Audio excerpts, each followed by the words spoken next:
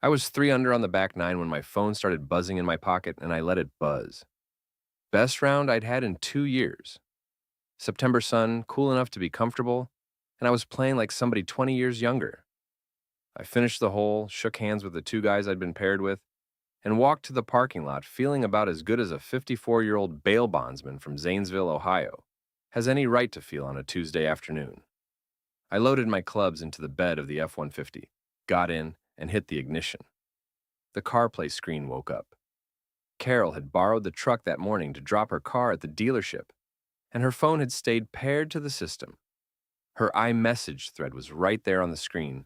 The contact name was Dennis K. I went still, not because I suspected anything, because Dennis K. is my brother. I tapped it. The preview line loaded. I read it. Then I read it again.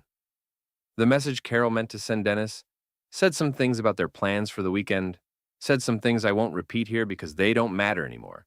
And then it said this about me. You're a burden, and every day with you was wasted. When my wife said, you're a burden, and every day with you was wasted.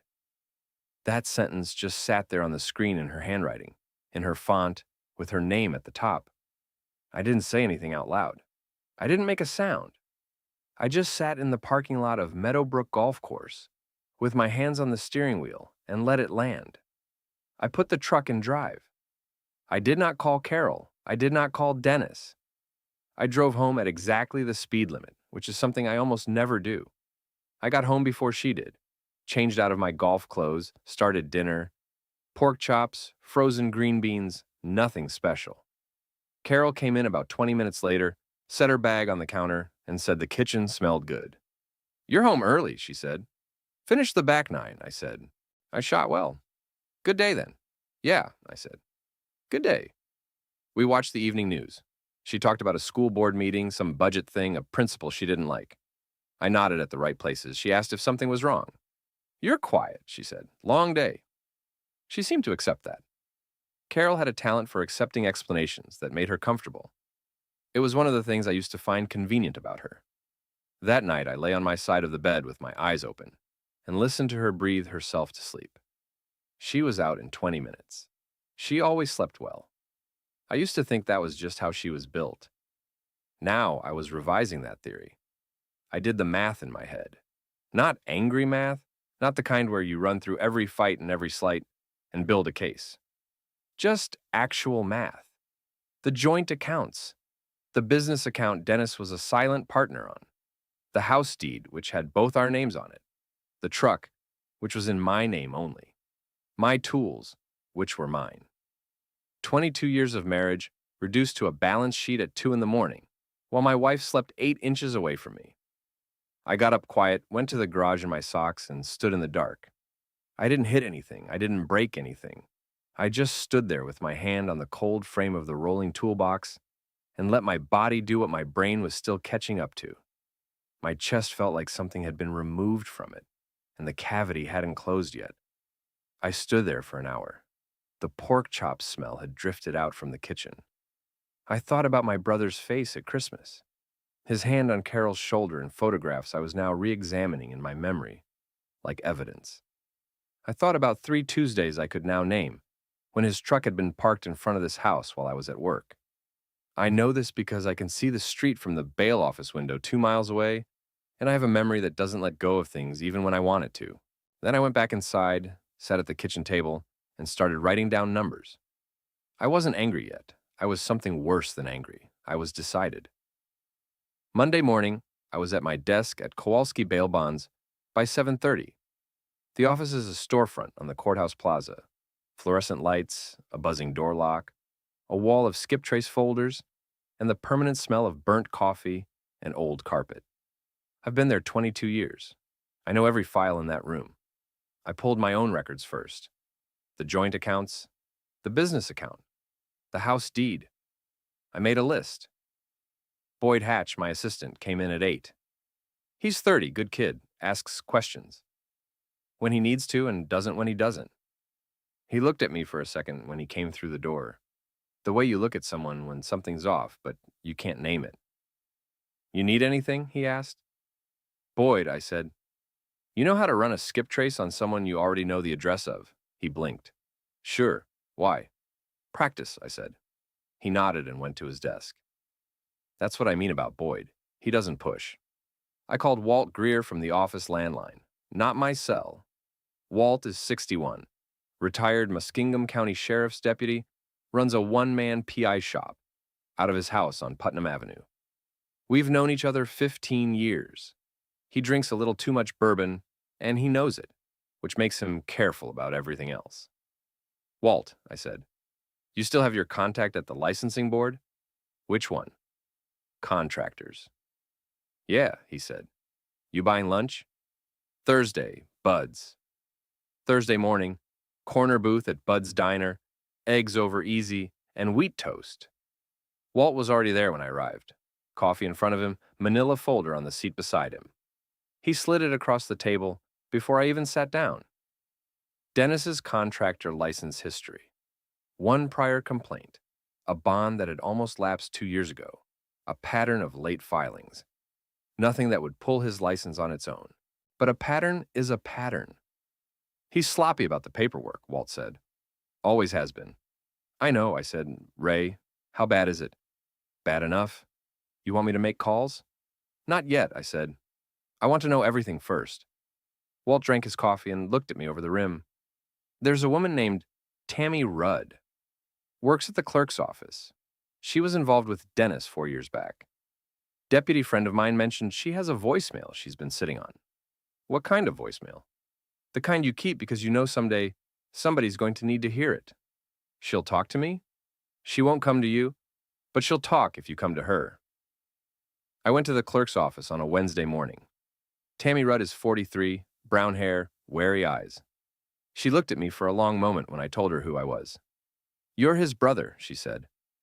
I was, I said. She looked at me a little longer. He does this. You know that now. I'm starting to. I have a voicemail, she said, from when I tried to end it. He said some things. I kept it because I knew someday somebody would need to hear it. Can you send it to an attorney? Give me a name. I called Pete Dunbar that afternoon. Pete's been practicing law in Muskingum County for 24 years, criminal defense mostly, but he knows every corner of the law in this county and a few counties beyond. He's affable, meticulous, and collects favors the way other men collect receipts. He never wastes one. Ray, he said, what kind of trouble? The kind that needs a paper trail, not a courtroom. My favorite kind, he said. Come in Friday. That night I went home, made dinner again, ate with Carol, watched the news, said the right things. She was distant, which was fine. She was managing something, and her way of managing things was to get quiet and pull inward. 22 years I'd thought that was her being moody. Now I understood she was just covering her tracks, same as I was covering mine. After she went to bed, I went to the garage and started hitting the heavy bag. I've had that bag for 12 years. It's hung from a ceiling joist in the corner of the garage, and I've neglected it for most of those 12 years. But I went at it that night like I had something to prove to it. Not hard at first, then harder. The tape on the bag's seam was old and rough, and my knuckles found it on about the 15th punch and split open on the right hand. I stopped, wrapped a dish towel around my hand, and stood there breathing. I went to bed. Carol didn't wake up. Kelly called me the next morning on my work cell. Kelly's my daughter, 24, works medical billing at Muskingum Valley Health Centers. She's sharp and she's loyal, and she has my habit of going very quiet when she's very angry. Dad, she said, Uncle Dennis's truck was in your driveway on a Tuesday. You were at work. I drove by. I didn't say anything for a second. Kelly, don't tell me I'm wrong. You're not wrong, I said. Tell me what you need. Stay out of it for now. Dad, I mean it, I said. For now. She was quiet for a moment. Then, okay, for now. That evening, Carol came home and found me at the kitchen table with some papers spread out. She assumed it was work. She made a comment about the house being cluttered, about me always bringing work home, about how she couldn't have people over because the place looked like a bail office. Can you not do this at the kitchen table? She said. I asked you 100 times. Sure, I said. I'm serious, Ray. This is a home, not your office. I said sure, Carol. You always say sure, and then nothing changes. I stacked the papers, tucked them into my jacket, and went to the garage. I did not raise my voice. I did not slam anything. I closed the door quietly behind me. That's the thing about going quiet. It scared her more than yelling ever did. She just didn't know it yet. Pete Dunbar called me back Friday afternoon and said 4 words before I even sat down across from his desk. Dennis is already exposed. I asked how bad. He opened a folder and pushed it toward me. I looked at the top page. Then I looked at Pete. How long have you known? I asked. Long enough, Pete said, that I'm glad you called me first. The following week, I kept going to work, kept coming home, kept making dinner. I was methodical about it. The thing about working in bail bonds for 22 years is you learn that the most dangerous thing you can do is move fast. Fast gets people hurt. Fast gets people caught. Slow and steady is how you actually get somewhere. I pulled one more file at the office that week, a bond tied to Dennis's contracting license, due for renewal in 60 days. His business couldn't operate without it. He'd been sloppy about the renewal twice before. I made a note. I filed it. I didn't do anything with it yet. Then Sandra called. She called Kelly first, and Kelly called me. Sandra Kowalski is Dennis's wife. She's 47, teaches 3rd grade at Zanesville City Schools, patient and careful, and as I was learning, quietly devastated. She'd been doing her own math for months. We met in the parking lot at Bud's Diner on a Thursday morning, early, before the breakfast rush. She pulled up in her Civic, and I was already there in the F-150. She got in on the passenger side. She handed me a folder. Phone records, a hotel receipt from Columbus. A photograph she didn't describe and I didn't ask about. I've had this for 6 weeks, she said. I didn't know who to give it to. Why me? I asked. Because you're the only other person he hurt. He hurt you worse, I said. Maybe, but you're the one who can do something about it. I took Pete Dunbar's card from my jacket pocket and handed it to her. Call him. Tell him I sent you. He'll know what to do with that folder. She looked at the card for a moment. Are you going to be okay? She asked. I'm going to be fine, I said. Are you? I will be, she said. We sat there another minute. Neither of us said anything else. Sometimes that's enough. The Contractor Association annual dinner at the Anchor Tap Room was on a Friday night. Dennis was getting a regional award for project volume. He'd been talking about it for 2 months at family dinners. I no longer attended in my head, even when I was physically present. I was not invited. I showed up anyway, in a sport coat, with Walt Greer beside me. The Anchor's banquet room is in the back, past the main bar. Drop-ceiling, round tables with those cheap centerpieces, a cash bar in the corner. About 40 people, all contractors and their spouses, and a few city officials. The kind of room where everybody knows everybody's truck. We walked in during the cocktail hour. Dennis saw me from across the room and went still.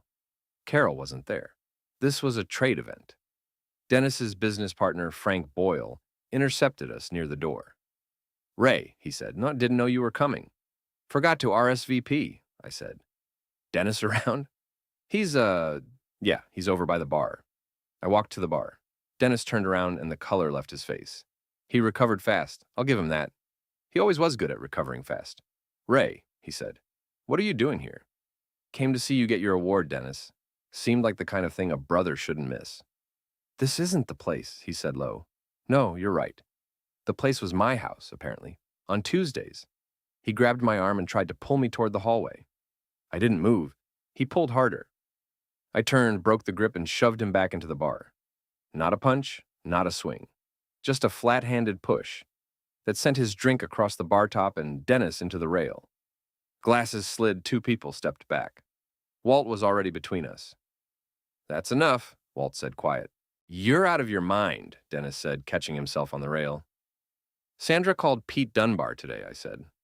I thought you should know that before you get your award. Dennis went quiet. The kind of quiet I recognized because I'd been doing it myself for 3 weeks. I straightened my jacket, nodded at Walt, and we walked out. We did not run. We did not look back. Kelly was in the parking lot. She'd followed me because she knew I was going to do something and she wanted to be there. Dad, she said, what did you just do? Nothing that'll cost me.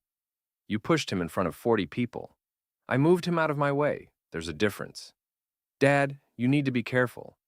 Kelly, I said, I've been careful for 22 years. I know what careful looks like.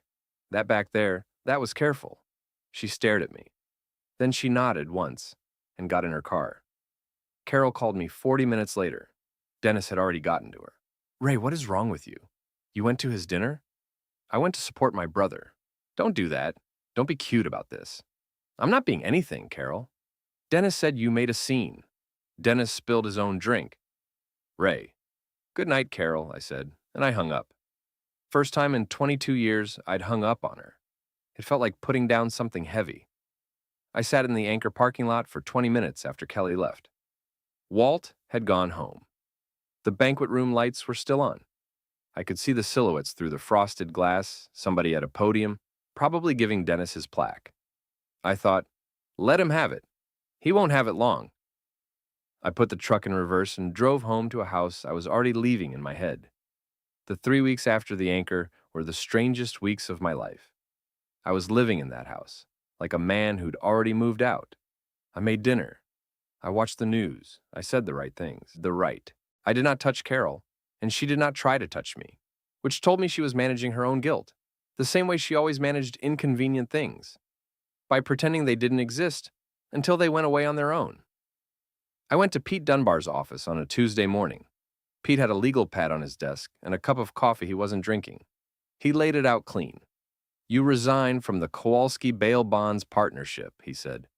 Transfer your equity to a separate LLC. I've got the paperwork ready.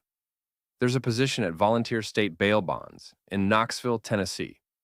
Colleague of mine named Hatch Norris brokered it. They need someone with your experience, and they're willing to start you at a number that'll work. I've also got a rental property lined up on the south side of Knoxville.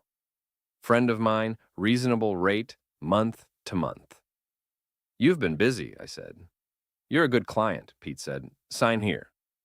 I moved money in small transfers over 10 days. Nothing that would trigger a flag. Nothing Carol would notice in the joint account she barely checked.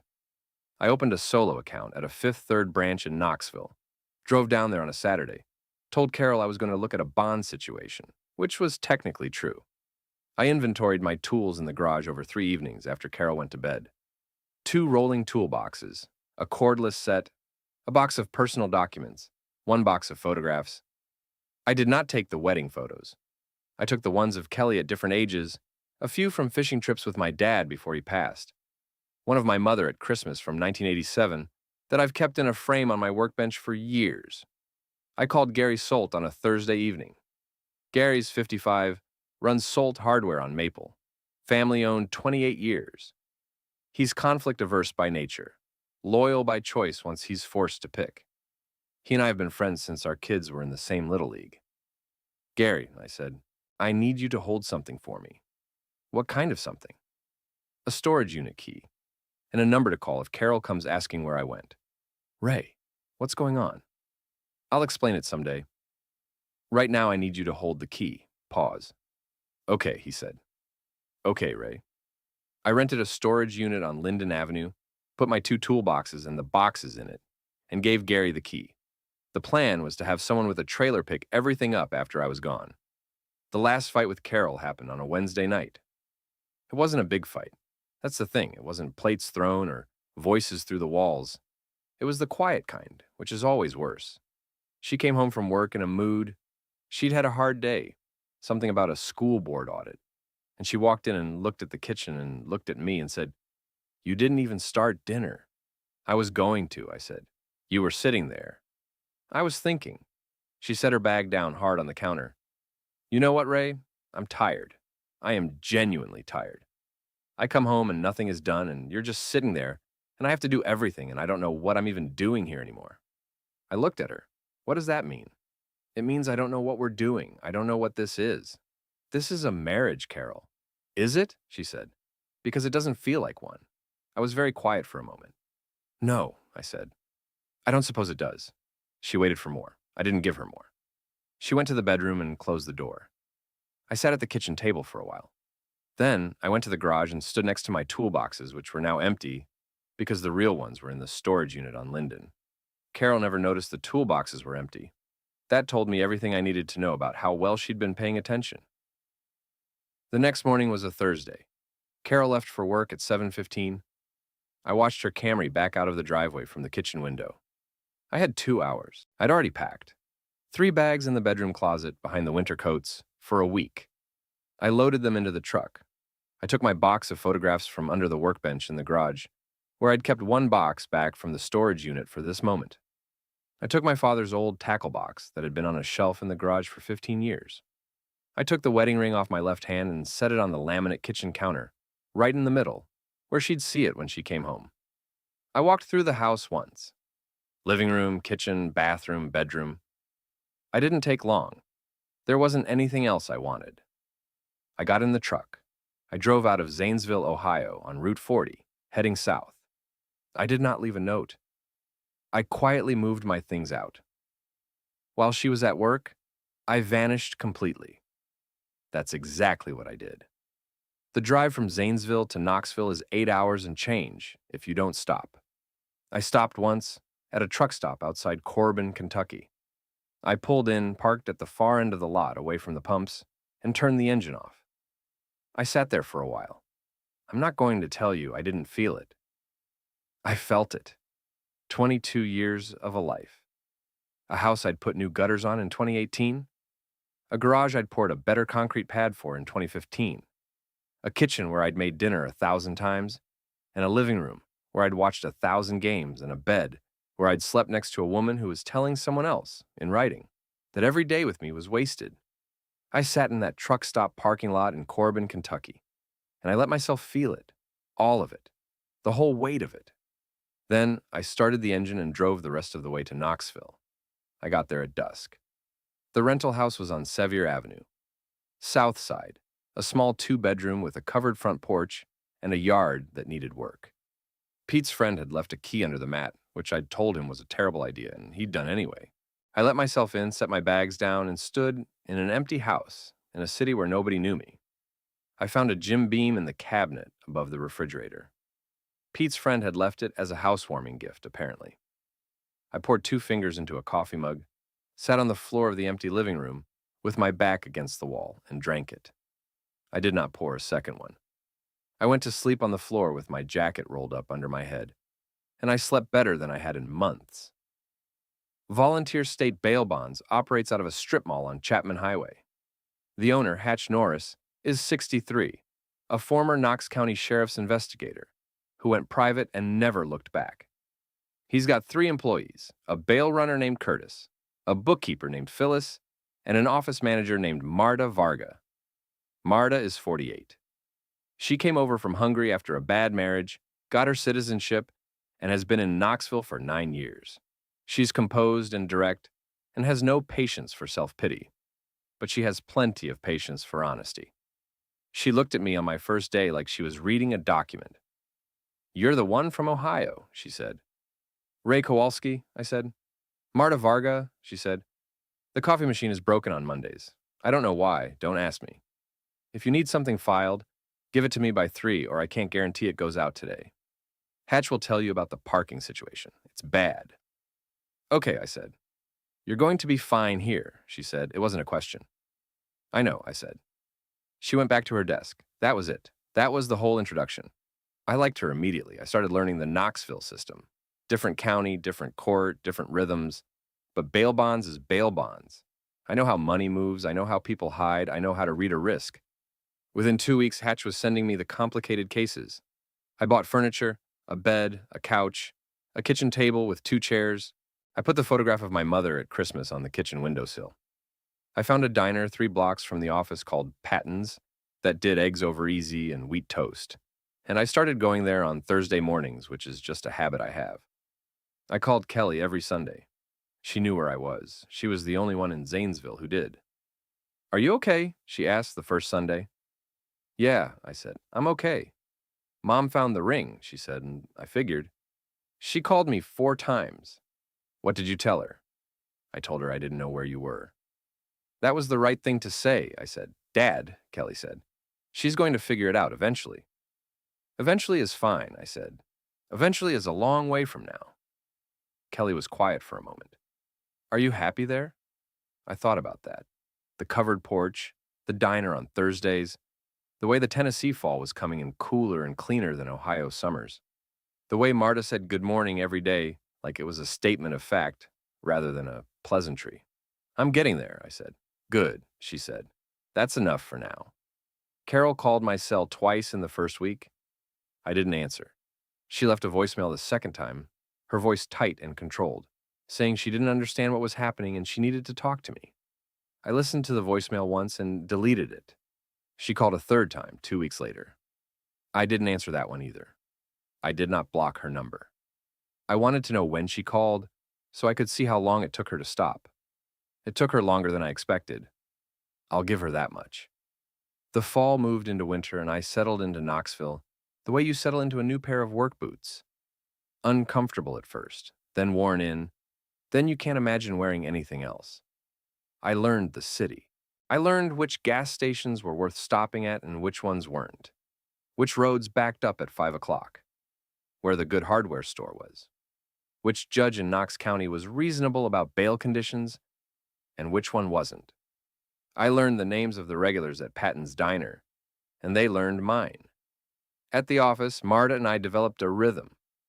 She ran the administrative side with a precision that made me look disorganized, which was humbling. I handled the field cases and the skip traces. We had lunch together most days, either at the diner or at a pulled pork place on Chapman that she called aggressively Southern, and ate it enthusiastically anyway. You're not from here, she said one afternoon over lunch, about 3 months in. It was an observation, not a question. Ohio, I said. I know, you're not from anywhere yet. You're still deciding. I looked at her. That obvious? To me, she said, not to everyone. How long did it take you, I asked. After you moved here? She thought about it. About a year before I stopped flinching when someone asked me where I was from. About 2 years before I stopped comparing everything to Budapest. She picked up her fork. It gets easier. You just have to stop waiting for it to feel like the old place. What if the old place wasn't that great? I said. Then it goes faster, she said. I laughed. She looked pleased that she'd made me laugh. That was the first time, not the last. Back in Zanesville, things were moving the way Pete had told me they would. Pete called me every few weeks with updates, always from his office line, always brief. Dennis's contractor license bond had come up for renewal, and Pete had made sure the right questions got asked at the licensing board. Nothing fraudulent, nothing that wouldn't hold up to scrutiny. Just the right questions, asked by the right person at the right time. Dennis's license was placed under a 60-day review. His biggest project, a commercial renovation on 5th Street, went on hold while the review was pending. The general contractor on the job called Dennis's business partner Frank Boyle directly and told him they couldn't wait 60 days and were going to bring in another sub. That job was worth $240,000 to Dennis's company. He knows it came from somewhere, Pete told me. He just can't prove it. Good, I said. There's more, Pete said. Sandra filed. She's got a good attorney. The hotel receipts and the phone records are going to make the discovery process very interesting for Dennis. How's Sandra doing? Better than you'd expect. She's got a good head on her shoulders. She does, I said. Walt Greer called me separately about 4 months in. He'd heard through his deputy network that Carol had hired a private investigator to find me. Figured she would, I said. The PI she hired is Danny Korek, Walt said. He's not bad. He'll find you eventually. How long? Depends on how careful you've been. I've been careful, I said. Then a while, Walt said. Ray, you know she's going to show up when he does find you. I know, I said. What are you going to do? Nothing, I said. Walt was quiet for a second. Nothing? Nothing, I said. I heard him exhale. Okay, he said. That's actually the right answer. I know, I said. Gary Solt called me around month 5. Gary, my hardware store friend, the conflict avoider who'd held my storage unit key. He'd been forced to pick a side, which I'd known he eventually would be. Carol came into the store, he said. She asked me if I knew where you were. What did you tell her? I told her I didn't know. He paused. Ray, I didn't lie for you. I genuinely don't know your address. That's why I didn't give it to you, I said. Oh, he said. That's actually smart. How did she seem, I asked. Scared, Gary said, and angry, but mostly scared. Okay, I said. She said Dennis told her it was your fault. That you went crazy and pushed him at some dinner and then just disappeared. Of course he did, I said. I didn't say anything to that, Gary said. I just let her talk. That's fine, Gary. Ray. He stopped. I should have called you. Back when? When I saw his truck over there. I noticed it and I thought it was probably nothing and I didn't call you. Gary. I should have. It wouldn't have changed anything, I said. It would have just given me more time to be angry. I had enough time to be angry. He was quiet. Are you doing okay down there? Yeah, I said. I'm doing okay. Good, he said. That's good, Ray. I found out later that Gary, after hanging up with me, went to Dennis's job site on Maple Street and told Dennis, in front of 3 of Dennis's workers, that he was a sorry son of a bitch who didn't deserve the family name. I didn't ask him to do that. He just did it. Conflict averse by nature. Loyal by choice. That's Gary Solt. The person who actually found me was not Carol's PI. It was Dale Pruitt. Dale is 56, runs Dale's Automotive in Chillicothe, Ohio, 19 years. He was my closest friend for about 15 years, until Carol made it clear she didn't like him, which she did in the subtle way she did things she didn't like. A comment here, a look there, a dinner invitation that somehow always conflicted with plans she'd made. Dale's plain-spoken and steady, and he recognized what was happening, and eventually he just stopped coming around. He never made a thing out of it. He just went away quietly, the way decent people do when they're not wanted. He called me about 6 months after I left Zanesville. My cell number hadn't changed. Ray, he said, it's Dale. I sat up straighter. Dale! I heard you left. You heard right. You doing okay?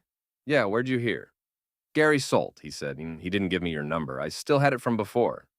Dale, I said. I'm sorry, Carol. Don't, he said. That's done. I just wanted to make sure you were alive. I'm alive, I said. I'm in Knoxville. Tennessee? Tennessee. Huh? He said. And how is it? Good, I said. It's actually good. Good, he said. You need anything? No, I said, but I might call you sometime. Anytime, he said. Day or night, you know that. I did know that. I'd always known that. Carol had just made me forget it for a while. Dale drove down to Knoxville 4 months later just to see the place. He stayed for a weekend, slept on my couch, ate pulled pork, met Marta briefly when we stopped by the office on a Saturday so I could grab a file. She seems like a good person, Dale said afterward, in the truck. She is, I said. You like her. I work with her. Ray, he said. I've known you for 30 years. You like her. I drove for a minute. Yeah, I said, I like her. Good, Dale said. About damn time. He drove back to Chillicothe Sunday afternoon and I stood on the porch and watched his truck go down Sevier Avenue and felt something I hadn't felt in a long time. Not quite happy, something closer to settled. A week after Dale's visit, Marta and I had dinner that was not a work lunch. We went to a place on Market Square that she'd been suggesting for 2 months and I'd been finding reasons to put off, which she called me on directly. You've been avoiding this, she said over the menu. I've been busy, I said. You've been scared, she said not unkindly. I put the menu down. Yeah, I said. I've been scared. That's honest, she said. I can work with honest. I'm not in a great place to start something, I said. My divorce isn't final yet. I know, she said. I'm not asking you to marry me, I'm asking you to have dinner. Fair enough, I said. We had dinner. We talked for 3 hours. She told me about Budapest, about her first marriage, about the particular exhaustion of being in a relationship where you're the only one trying. I told her about Zanesville, about the bail bonds office, about 22 years of making myself smaller. Why did you do that? She asked. Make yourself smaller. Because it was easier than the alternative, I said. What was the alternative? Admitting that it wasn't working. She nodded. I did the same thing, she said, for 7 years, and then one day I just stopped. What happened? He came home and said something cruel. Not the cruelest thing he'd ever said, just one more. And I thought, I am done collecting these. And I left. Just like that? Just like that, she said. The decision was the hard part. The leaving was easy. I looked at her across the table. Yeah, I said, that's about right. We walked back to our cars after dinner. She stopped on the sidewalk and looked at me. Ray, she said, I'm not in a hurry. Neither are you. But I'm also not going to pretend I don't know what's happening here. What's happening here? I said. Something good, she said, for a change. I walked her to her car. We said goodnight. I drove home with the windows down, the Tennessee fall coming through, and I thought, yeah, something good. For a change. The divorce was final 14 months after I left Zanesville. Pete handled it from his end. Carol had an attorney, a woman named Phyllis Reardon, who Pete described as competent, but not inspired. The settlement was straightforward. The house sold. The joint accounts were split. The bail bonds business equity I'd already transferred to the LLC was mine, clean. Pete had made sure of that months earlier. Carol got the house proceeds, which were fair. I got my business equity and my retirement account and my truck, which were also fair. There was nothing dramatic about it. 22 years, and it ended with signatures on paper that Pete FedExed to me in Knoxville. And I signed at the kitchen table and FedExed back. I called Kelly when it was done. It's final, I said. How do you feel? She asked. Like I put something down that was too heavy, I said. Good, she said. That's the right answer. How's your mom? I asked. She's okay, Kelly said, careful. She's managing. Is she still with Dennis? Pause. No, Kelly said. That ended. Sandra's divorce went through and Dennis lost that Fifth Street project and his business partner bought him out. He's working for somebody else now. I don't know the details. Okay, I said. Dad, Kelly said. He came to see me, Uncle Dennis. He wanted me to tell you he was sorry. I thought about that for a moment. My brother's face at Christmas, his hand on Carol's shoulder in photographs, the color leaving his face at the Anchor tap room. What did you tell him? I asked. I told him I'd pass it along, she said. I'm passing it along. Okay, I said. What do you want me to tell him? Tell him I heard him, I said. That's it? That's it. She was quiet. Okay, Dad. Kelly, you should come down here sometime. See the place. I was waiting for you to ask, she said. I'm asking. I'll come in the spring, she said. I want to meet Marta. How do you know about Marta? I said. Dad, she said. I'm your daughter. I know everything. I laughed. Out loud, genuinely. It felt good.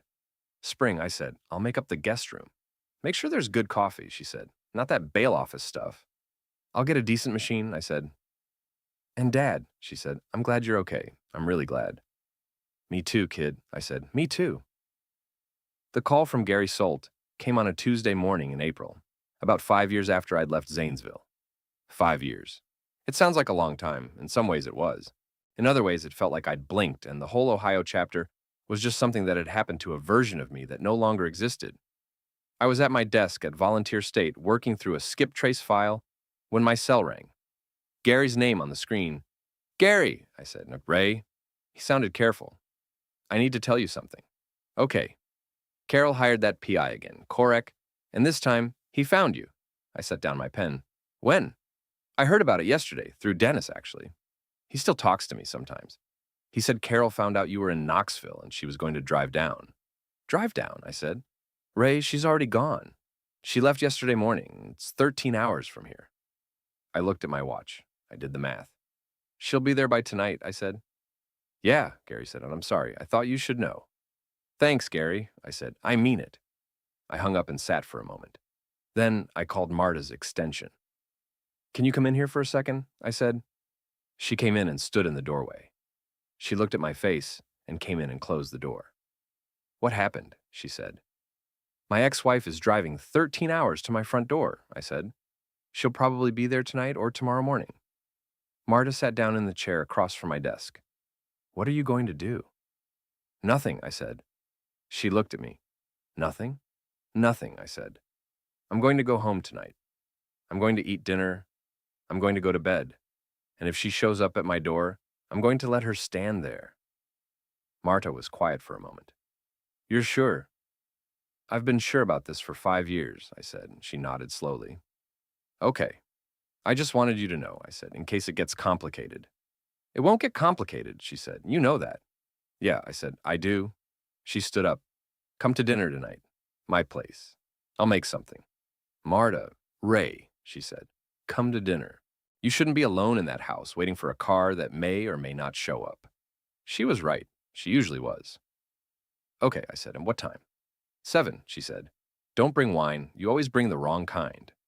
I brought a perfectly good cab last time, I said. I don't drink red, she said, and went back to her desk. I laughed.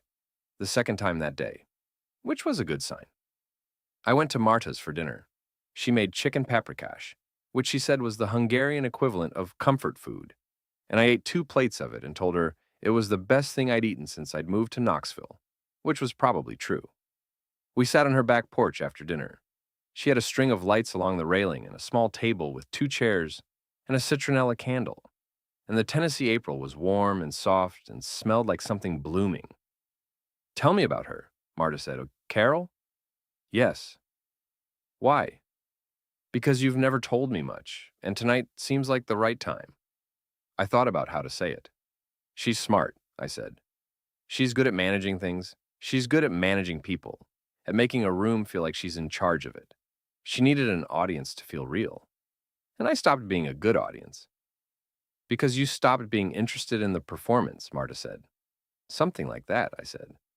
Or maybe I was never interested enough and I just didn't know it. Do you still love her? I thought about that, honestly. I loved who I thought she was, I said. I don't know if that's the same thing. Marta nodded. That's an honest answer. She's going to stand on my porch, I said. She drove 13 hours to stand on my porch. That's something. What does it mean to you? It means she finally ran out of ways to not deal with it, I said. It means she did the math and didn't like the answer. It means she's scared. Are you going to open the door? No, I said. Marta looked at me. No. No, I said. She said every day with me was wasted. She said I was a burden. She said that to my brother in writing while I was at a golf course having the best round I'd had in 2 years. I didn't get a door. I got a CarPlay screen. Marta was quiet. She doesn't get a door either, I said. Marta reached over and put her hand on mine on the table. She didn't say anything. She didn't need to. We sat there until the citronella candle burned down, and then I drove home. She came the next morning. I was up at 6, which is my normal time. I made coffee, sat at the kitchen table with a file I was working through, and waited. I wasn't nervous. I was just waiting, the way you wait for something you've already decided how to handle. At 8:47 in the morning, a gray Camry pulled up in front of my house on Sevier Avenue. I watched from the kitchen window. Carol got out. She looked tired. 13 hours in a car will do that. She was wearing a dark blue jacket and jeans, and she stood on the sidewalk for a moment and looked at the house. Then she walked up to the porch. She knocked. I did not move. She knocked again. Then she rang the bell, which I have but rarely hear because the walls are thick. I stood in the kitchen and watched through the window. She stepped back and looked at the front of the house. She could see the kitchen light was on. She knew someone was home. She knocked a third time. Harder. Ray, she called. Her voice was muffled through the door. Ray, I know you're in there. The light is on. I did not move. She stood on the porch for a while. I watched her. She had her hand on the doorframe, and she was looking at the door, and I could see from the kitchen window that she was composing herself, getting ready to try again. Ray, she called, please, I just want to talk. I drove all the way from Zanesville. I just want to talk. I stood in the kitchen with my coffee mug in my hand. She knocked one more time. Not hard, almost gentle. Then she sat down on the porch step. She sat there for 20 minutes. I watched her the whole time. She had her elbows on her knees, and she was looking at the street, and I could see her shoulders moving once, just once, and I understood she was crying. I did not open the door. After 20 minutes, she stood up. She smoothed her jacket. She walked back to the Camry. She stood by the driver's door for a moment and looked back at the house one more time. I watched her through the kitchen window. She got in the car. She sat there for a few minutes. Then she started the engine and pulled away from the curb and drove down Sevier Avenue and turned left at the light and was gone. I stood in my kitchen in Knoxville, Tennessee, with my coffee mug in my hand, in a house that was mine, in a city that was mine, in a life that was mine. And I watched the gray Camry until I couldn't see it anymore. 5 years later, she discovered where I was living and drove 13 hours to my door. I watched her through the window and never opened it. That's exactly what happened. I set my coffee mug down on the counter. I went back to the kitchen table and picked up my file and started working through it. My phone buzzed. Marta. Well, she said. She came, I said. She sat on the porch for a while, then she left. How do you feel? I thought about it. The golf course, the CarPlay screen, the message on the screen, the pork chops, the kitchen table at 2 in the morning, the garage in the dark, the truck stop in Corbin, Kentucky, the empty house on Sevier Avenue, the pulled pork lunches, the dinner on Market Square, the back porch, and the citronella candle, and her hand on mine. I feel fine, I said. Good, she said. You want to have lunch? I said. Patton's? It's barely 9 o'clock, she said. I know. I just wanted to ask. I could hear her smile through the phone. 11:30, she said. And you're buying. Deal, I said. I hung up. I looked at the kitchen window where the gray Camry had been. Then I looked at my mother's photograph on the windowsill, the one from Christmas 1987. Her face lit up like she had no idea what was coming and was just glad to be there. I picked up my file and went back to work.